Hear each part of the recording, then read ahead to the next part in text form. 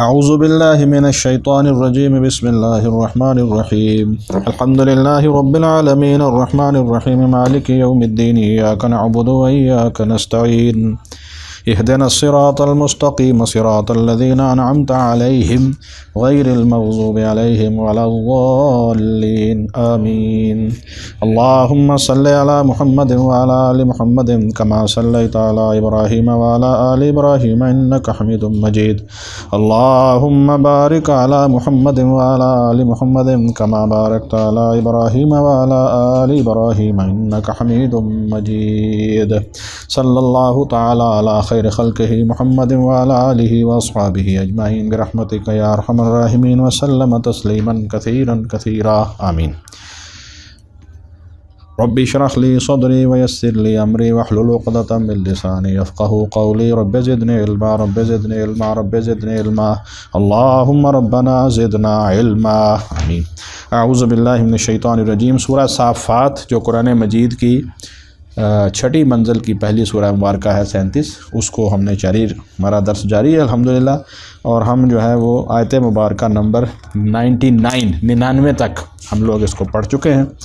اللہ رب العزت نے فرمایا ہے کہ ہم نے جو ہے وہ مختلف قوموں کے اندر جو ہیں وہ منذرین بھیجے ہیں، ڈرانے والے بھیجے ہیں، اللہ کے رسول بھیجے ہیں، اور پھر جنہوں نے پھر انکار کیا، ڈرائے جانے والے منذرین ہیں، ان کی پھر حق نے عاقبت اور ان کا انجام بھی دیکھ لیا ہے۔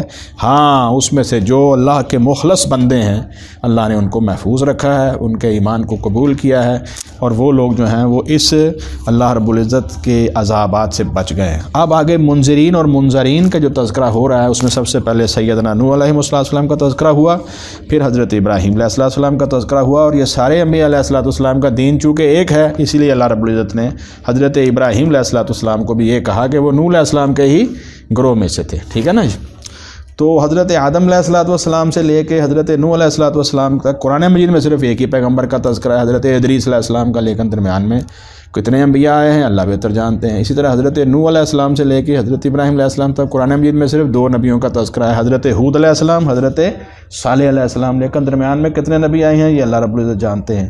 اور اسی طرح ہی حضرت ابراہیم علیہ السلام کے بعد پھر جو نون ہسٹری جسے ہم کہتے ہیں، آپ کو پتہ ہی ہے، لوگ جانتے ہیں کہ ابراہیم علیہ السلام سے پہلے کے دور کو کہتے ہیں پری ہسٹورین ایج، یعنی ایسی تاریخ جو کہ عموماً محفوظ نہیں ہے، اور ابراہیم علیہ السلام کے بعد جو ہے وہ ہسٹورین ایج آ جاتا ہے جس میں تقریباً تاریخ جو ہے وہ محفوظ ہے، تو اس میں بھی اللہ رب العزت نے انبیاء علیہ السلام کا تذکرہ فرمایا ہے۔ تو یہاں ابراہیم علیہ السلام جو ہیں وہ اپنی قوم کی طرف جب آئے تو پہلا امتحان ان کا کہاں ہوا؟ گھر سے ہی شروع ہو گیا، گھر کو بھی چھوڑنا پڑا اللہ رب العزت کی توحید کے لیے، اللہ کی محبت میں، اللہ کے دین کے لیے۔ پھر دوسرا امتحان کہاں ہوا؟ قوم اور ملک، حتیٰ کہ ریاست کے ساتھ اور بادشاہ وقت جو ہے ان کو بھی آپ نے دعوت دی، تو ساری قوم نے مل کر آپ کو جو ہے وہ آگ میں پھینک دیا۔ اللہ تعالیٰ نے پھر آگ سے آپ کو نجات دی، اور آپ کے اوپر ایمان لانے والے کون تھے؟ آپ کی بیوی حضرت سارہ علیہ السلام اور حضرت لوط علیہ السلام، اس کے علاوہ کوئی ایمان نہیں لایا۔ تو آپ نے پھر یہ علاقہ جو عراق کا ہے، جس کو جو ہے وہ بابل کا علاقہ کہتے ہیں، اس کے اندر سے ابراہیم علیہ السلام نے کہا کہ اب میں ہجرت کر جاؤں گا، اور اللہ تعالیٰ میری رہنمائی فرمائیں گے۔ یہاں سے ہماری گفتگو ختم ہوئی تھی، ہم آگے چلتے ہیں۔ پھر آپ تشریف لے آئے ہیں برکت والی زمین فلسطین کے اوپر، اور وہاں سے پھر مصر گئے ہیں، اور مصر کے اوپر دعوت دینے کے بعد پھر اللہ کے رسول حضرت ابراہیم علیہ السلام جب مصر گئے ہیں تو وہاں پر ان کی جو ہے وہ ہاجرہ علیہ السلام سے جو ہے وہ نکاح ہوا۔ اس کے نتیجے میں اللہ رب العزت نے آپ کو اسماعیل علیہ السلام جیسے پیغمبر عطا فرمائے، اور اس حضرت سارہ سے پھر اسحاق علیہ السلام عطا فرمائے۔ تو یہاں سے ہماری گفتگو آج چلے گی، آگے چلتے ہیں انشاءاللہ العزیز۔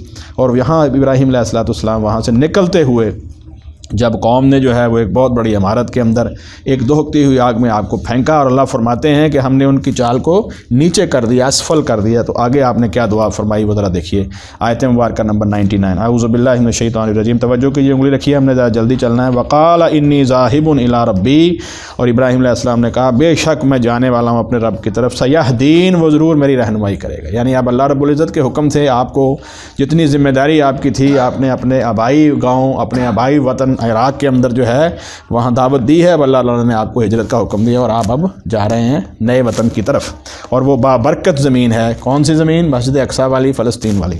اور یہاں سے جانے سے پہلے ابراہیم علیہ السلام نے ایک دعا کی، رب حب لی من الصالحین، ہے میرے رب تو مجھے جو ہے وہ نیکوں میں سے، صالحین میں سے ایک لڑکا عطا فرما۔ فبشرناہ، تو ہم نے اسے خوشخبری دی، بغلام حلیم، ایک ایسے بردبار لڑکے کی جو کہ یہ صفت آئی ہے اسماعیل علیہ السلام کی، غلام حلیم۔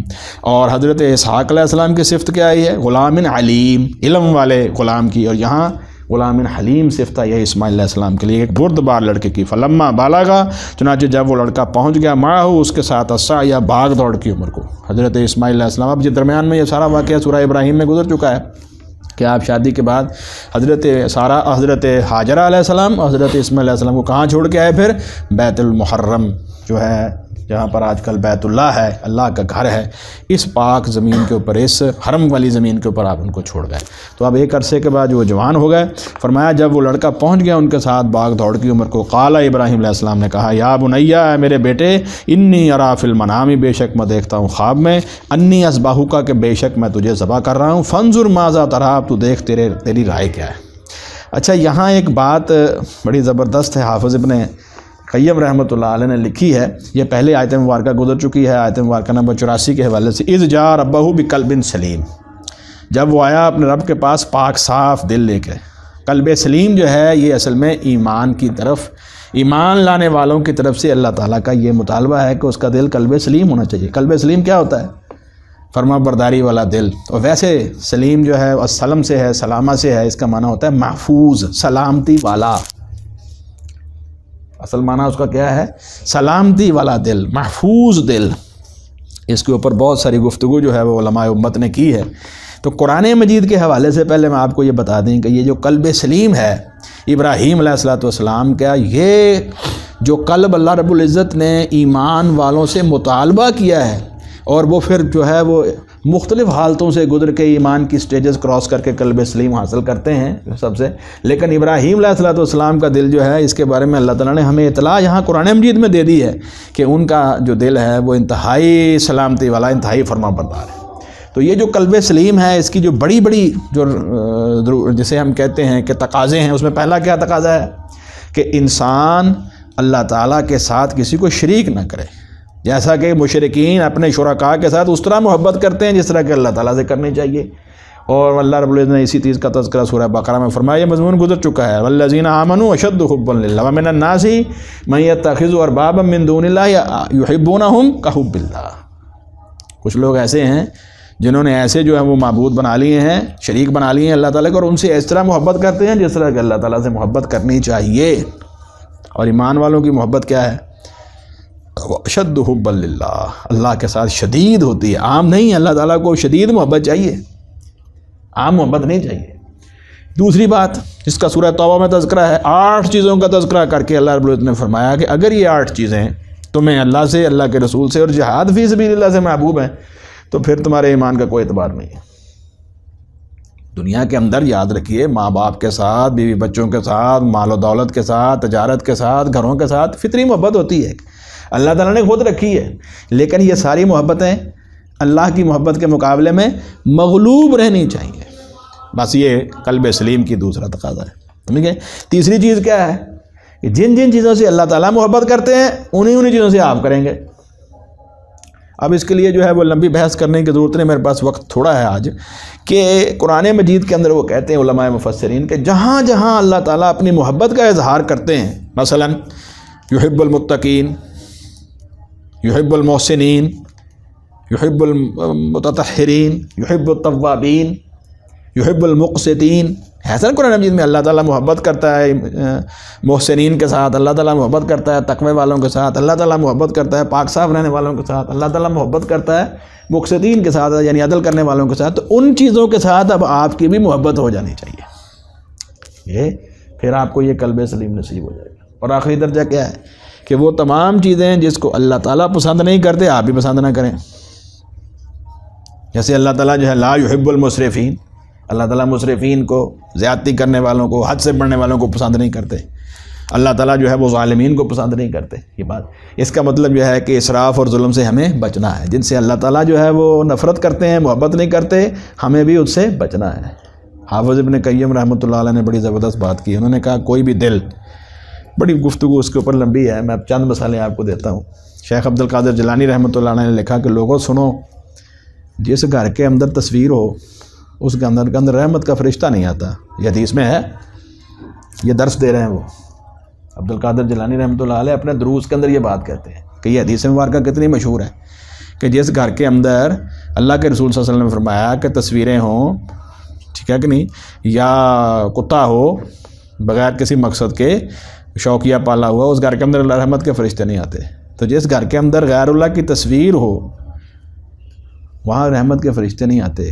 اور جس دل کے اندر غیر اللہ کی محبت ہوگی تو اللہ تعالیٰ تو فرشتوں سے کہیں غیرت مند ہے. تو فرماتے ہیں کہ اللہ تعالیٰ فرشتوں سے لوگوں کئی غیرت مند ہیں. اگر اللہ کے علاوہ آپ جو ہے وہ دوسروں کی محبت اللہ تعالیٰ سے زیادہ رکھیں گے تو اس قلب کے اندر اللہ تعالیٰ کی توحید اور ایمان کیسے آئے گا؟ یہ مثال دے کر انہوں نے سمجھائی. اور حافظ ابن قیم رحمۃ اللہ علیہ نے لکھا ہے کہ اس شخص کا قلب جو ہے وہ قلب سلیم ہوتا ہے جو 5 چیزوں سے محفوظ ہو جائے. نمبر 1 شرک، نمبر 2 بدعت، نمبر 3 شہوت، نمبر 4 غفلت، نمبر 5 ہوا کہتے ہیں نفس پرستی کو. جس آدمی کو اللہ تعالیٰ نے یہ توفیق دی ہے ان 5 چیزوں سے بچ گیا، اللہ کے فضل و کرم سے اس کا دل جو ہے وہ قلب سلیم ہوگا، محفوظ ہو جائے گا.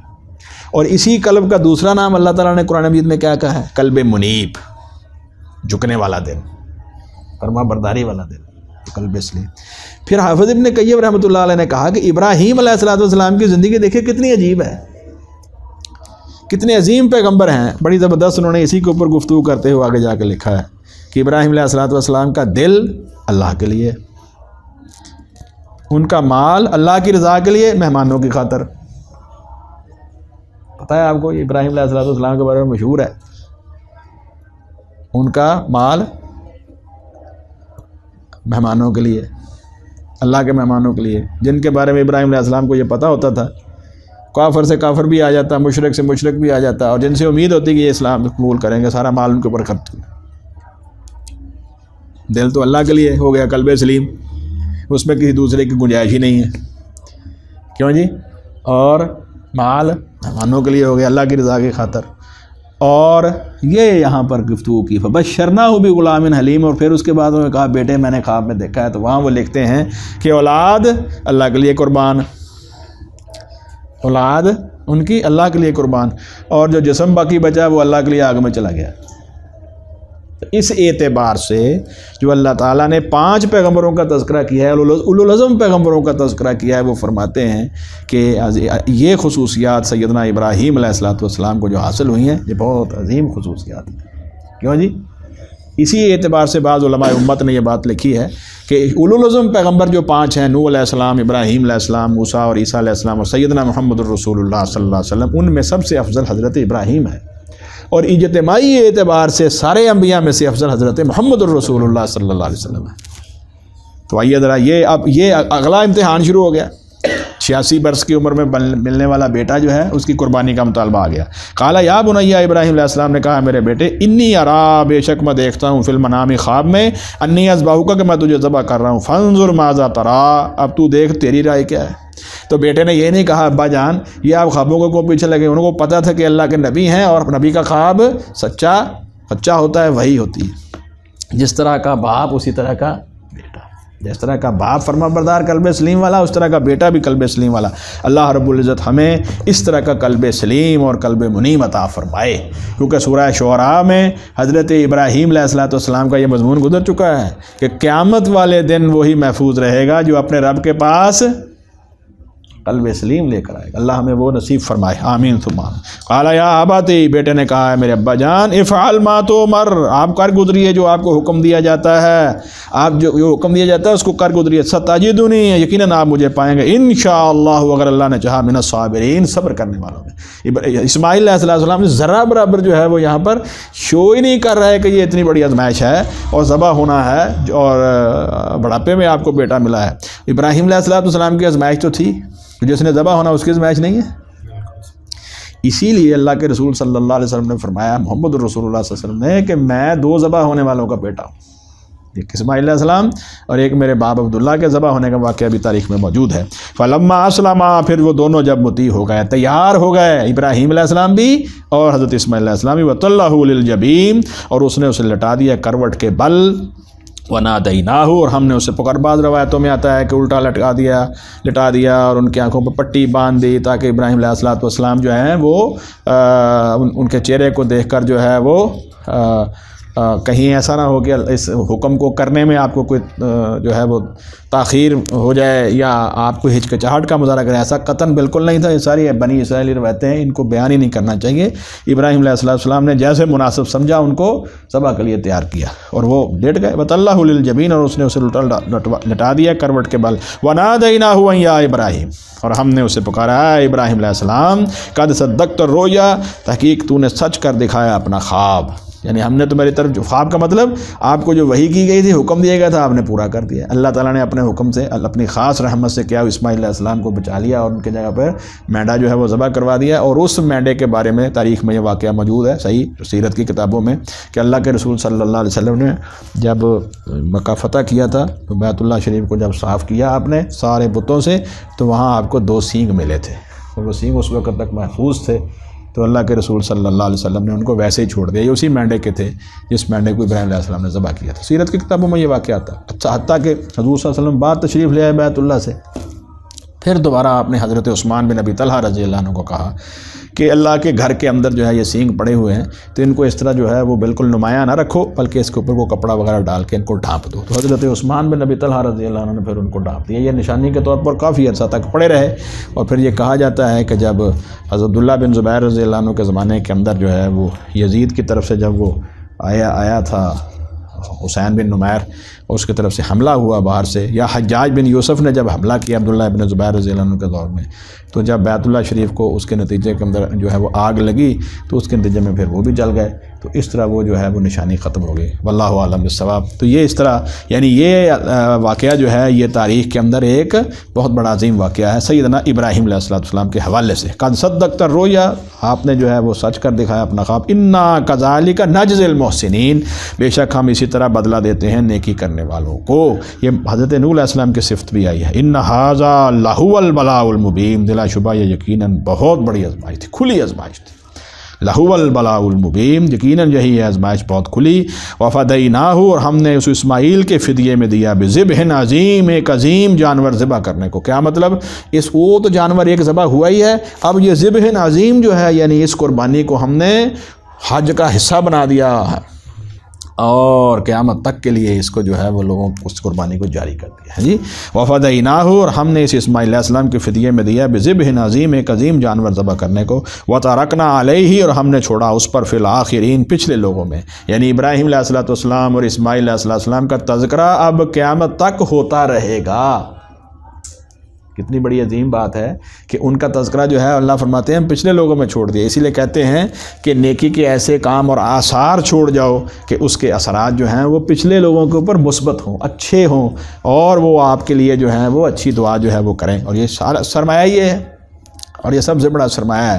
انسان اپنی اچھی اولاد اور اچھی جو ہے وہ صحبت اور اچھے اور نیک لوگوں کی صحبت جو ہے اس کو اختیار کرے، تاکہ بعد میں اس کا تذکرہ بھی اچھے لوگوں کے اندر ہوتا رہے اور وہ آپ کے لیے جو ہے وہ دعائیں خیر کرتے رہیں۔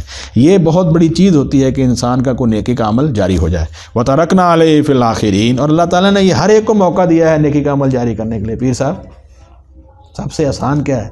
انسان اپنی اولاد کی اچھی تربیت کر جائے تو وہ اپنی اولاد کی اچھی تربیت کر جائیں، اور وہ اپنی اولاد کی اچھی تربیت کر جائیں، اور دین پر چلنے والے چھوڑ جائیں، تو کیا ہوگا؟ پھر یہ تذکرہ چلتا رہے گا انشاءاللہ العزیز۔ وَتَرَكْنَا عَلَيْهِ فِي الْآخِرِينَ، اور ہم نے چھوڑا اس پر پچھلے لوگوں میں، یعنی اس ساری نیکی کو، اس ابراہیم علیہ السلام کے اس عمل کو اللہ تعالیٰ نے پچھلی آنے والی نسلوں کے اندر برقرار رکھا۔ انگلی رکھیے، سلام علی ابراہیم، ابراہیم علیہ السلام پر سلام ہو، کذالک نجزی المحسنین، دوسری دفعہ اسی طرح ہم بدلہ دیتے ہیں نیکی کرنے والوں کو۔ انہ من عبادنا المؤمنین، دیکھیے نوح علیہ السلام کے بارے میں بھی یہ آیا تھا، بے شک وہ ہمارے مومن بندوں میں سے تھا۔ کیا مطلب ہے اس کا؟ ایمان کا تذکرہ آخر میں کیوں کیا؟ وہاں پر بھی آخر میں کیا، یہاں پر بھی کیوں؟ مطلب کہ کوئی بھی نیکی، کوئی بھی احسان ایمان کے بغیر قابل قبول نہیں ہے۔ انہ من عبادنا المؤمنین، یہ یاد رکھیے، یہ درجے یہاں ہم قرآن مجید کے اندر آپ کو پتہ، ہم گزرتے ہیں جب اس مضمون سے تو آپ دیکھیں قرآن مجید نے درجے بیان فرمایا، ایمان، تقوی، صبر، احسان.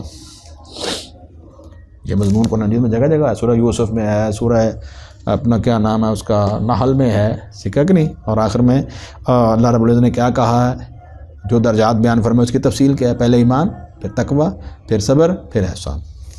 ایمان کے ساتھ ہی ساری چیزیں قابل قبول ہیں، جو بھی نیکی کریں گے ایمان کے ساتھ قبول ہوگی. اس لیے فرمایا انہ من عبادنا المؤمنین، اور وہ ابراہیم علیہ السلام ہمارے مومن بندوں میں سے تھا، یعنی ان کا ایمان اکمل ترین ایمان تھا اور قابل قبول تھا. یہ دعا کرنی چاہیے کہ اللہ تعالی ہمارے کسی بھی ہم تو خیر بڑے کمزور ہیں، کسی بھی درجے کا ایمان اللہ تعالی ہمارا قبول فرما لے، آمین. لیکن اگر ایمان میں آپ بڑھنا چاہتے ہیں ایمان کامل کے اندر، تو اعمال صالحہ کے ساتھ اور احسان کے ساتھ پھر اس کو جلا بخشیے تاکہ ایمان مضبوط ہو. وبشرناہ باسحاق نبیا من الصالحین، اور ہم نے اسے خوشخبری دی باسحاق، اسحاق بیٹے کے علیہ الصلوۃ والسلام، نبیا، اس حال میں کہ وہ نبی ہوگا، من الصالحین، نیکوں میں سے ہوگا. اس سے ثابت ہوئی یہ بات، یہ جو کہتے ہیں بعض، یہ بات تاریخ کے اندر چھپائی ہے یہود نے، اور یہ بات انہوں نے مشہور کر دی ہے اور تورات کے اندر بھی تبدیلیاں کی ہیں کہ اصل میں ذبح ہونے والے حضرت اسحاق علیہ السلام تھے، اسماعیل علیہ السلام نہیں تھے. کیوں؟ صرف حضور صلی اللہ علیہ وسلم کے ساتھ حسد، بغض اور اس کی وجہ سے کہ اسماعیل علیہ السلام کی اولاد میں سے ہیں اللہ کے رسول حضرت محمد رسول اللہ صلی اللہ علیہ وسلم. تو اس لیے وہ کہتے ہیں کہ ذبیح کون ہے، اور ہاں اسحاق علیہ السلام. اور ہماری امت میں سے بھی بہت سارے لوگوں کو غلط فہمی ہوگی، انہوں نے کتابیں لکھ دی. کتنی واضح یہاں پر کتنی واضح مثال ہے. پہلے بیٹے کی بشارت ہوئی، پھر ان کے ذبح کا پورا واقعہ بیان ہوا، پھر اسحاق علیہ السلام کی بشارت ہوئی. تو کون ہوئے ذبیح؟ اسماعیل علیہ السلام. اسماعیل علیہ السلام ذبح ہوئے ہیں، اسحاق علیہ السلام کی تو بشارت ہی بعد میں آئی ہے. کیوں جی؟ وبشرناہ باسحاق، یہ بات جو ہے وہ سورہ ہے اس کے اندر غالباً قرآن مجید کے دوسرے مقام پر غالباً سورہ ہود میں بھی یہی ہے کہ پہلے بیٹے کی بشارت، اسحاق علیہ السلام کی بشارت کا تذکرہ وہاں پر بھی ہے، اور اس کے بعد یعقوب علیہ السلام کی بشارت کا تذکرہ، اور اسماعیل علیہ السلام کا پیدا ہونا اور ان کو ذبح کی عمر کو پہنچنا، یہ واقعہ پہلے گزر چکا ہے. اسی ترتیب سے اللہ تعالیٰ بیان کر رہے ہیں وبشرناہ باسحاق نبیا من الصالحین، اور ہم نے اسے خوشخبری دی اسحاق بیٹے کے اس حال میں کہ وہ نبی ہوگا، صالحین میں سے ہوگا. وبارکنا علیہ، اور ہم نے برکت نازل کی ابراہیم علیہ السلام پر، وعلی اسحاق، اور اسحاق پر. یعنی یہ برکت کسی بھی کام کے اندر آپ کو جب بھی ضرورت پڑے آپ اللہ تعالیٰ سے اس کا فضل اور برکت مانگیں. کیا مانگیں؟ یہ لوگ کئی کہتے ہیں کہ بھائی آپ کھلو اللہ تعالیٰ سے خیر و عافیت مانگو، اللہ سے خیر و عافیت. ایک سچا واقعہ ہے، میں نام ظاہر نہیں کرنا چاہتا. ہمارے ایک جاننے والے ہیں، انہوں نے اپنے اس کے داماد نے آ کر کہا کہ جناب ہمارے لیے جو ہے وہ دعا کیجئے مال کے. انہوں نے کہا مال کی دعا نہ کرواؤ، اللہ کے بندو خیر و عافیت کی دعا کروا، سب مل جائے گا، اولاد بھی مل جائے گی، خیر صحت بھی مل جائے گی، ایمان بھی مل جائے گا، سب کچھ مل جائے گا. نہیں مال کی دعا کرا دیں، کروا لی.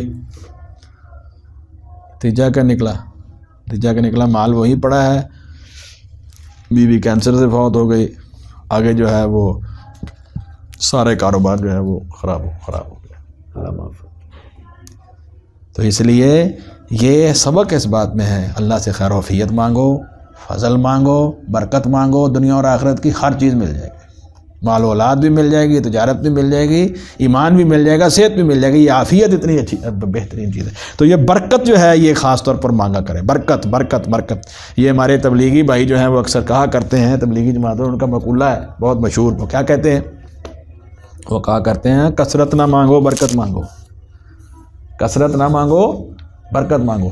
جس کے اندر برکت آ گئی وہ تھوڑی چیز بھی اللہ تعالیٰ آپ کے لیے جو ہے وہ بہترین کر دیں گے. جس میں برکت ہی نہیں رہی، پیر صاحب ایک نے لاکھوں کما لیا، ایسی کوئی بیماری آئی اس کے اوپر جو ہے وہ کئی لاکھ لگ گیا، الٹا بلکہ مقروض ہوگا، تو کیا ہوا؟ وہ برکت ہے. اور اللہ تعالیٰ کی طرف سے اگر برکت اور خیر و عافیت ہو تو کیا نتیجہ نکلتا ہے؟ تھوڑے کے اللہ تعالیٰ جو ہے وہ بہترین اس کا انجام کر دیتے ہیں. اللہ تعالیٰ برکت پیدا فرمائے ہمارے ایمان میں، ہماری صحت میں، ہماری اولادوں میں، اور اللہ رب العزت ہمارے مال اور تجارت کے اندر، رزق کے اندر، رزق کے ہر معاملے میں اللہ تعالیٰ برکت پیدا فرمائے، آمین. وبارکنا علیہ، اور ہم نے برکت نازل کی اس ابراہیم علیہ السلام پر، والا اسحاق، اور اسحاق علیہ السلام پر. کیا برکت ہوئی پھر؟ ابراہیم علیہ السلام کے بعد سارے نبی ان کی اولاد میں سے آئے. ایسے ہی ہے نا جی، اسحاق علیہ السلام کی اولاد میں سے عیسیٰ علیہ السلام تک سارے نبی آئے، اور حضرت اسماعیل علیہ السلام کی اولاد میں سے پھر سب سے افضل پیغمبر خاتم النبیین والمرسلین حضرت محمد رسول اللہ تشریف لائے۔ وَمِن ذُرِّيَّتِهِمَا، اور ان دونوں کی اولاد میں سے محسن، کوئی تو نیکی کرنے والے ہیں، وَظَالِمٌ لِنَفْسِهِ، اور کوئی ظلم کرنے والا ہے اپنے آپ پر، مبین، کھلم کھلا۔ یہ ابراہیم علیہ السلام کی اولاد میں سے، ان کی نسل میں سے سارے ایک جیسے نہیں ہیں، کوئی تو محسن ہے، ایمان لائے اور انہوں نے پھر جو ہے وہ اس دین، اللہ کے دین اور ابراہیم علیہ السلام کے دین کو فالو کیا، جس کو دین حنیف کہتے ہیں۔ دین ابراہیم کو، ملت ابراہیمی کو اختیار کرنے کا حکم اللہ رب العزت نے ایک پوری امت کو بھی دیا ہے، محمد رسول اللہ صلی اللہ علیہ وسلم کو بھی دیا ہے۔ یہ ملت ابراہیمی کیا ہے بھائی؟ دین اسلام، اسی کو دین حنیف کہتے ہیں، اسی کو دین قیم کہتے ہیں۔ یہ ساری باتیں یاد رکھنی چاہیے۔ یہ فرمایا تو کچھ تو ایسے ہیں جو نیکی کرنے والے ہیں، اس دین کو ماننے والے، وَظَالِمٌ لِنَفْسِهِ مُبِينٌ، اور کوئی ظلم کرنے والا اپنے آپ پر کھلم کھلا، یعنی اس نے اس کو قبول نہیں کیا اور وہ شرک اور کفر کے اندر مبتلا ہو کر ملت ابراہیمی کو چھوڑ گیا۔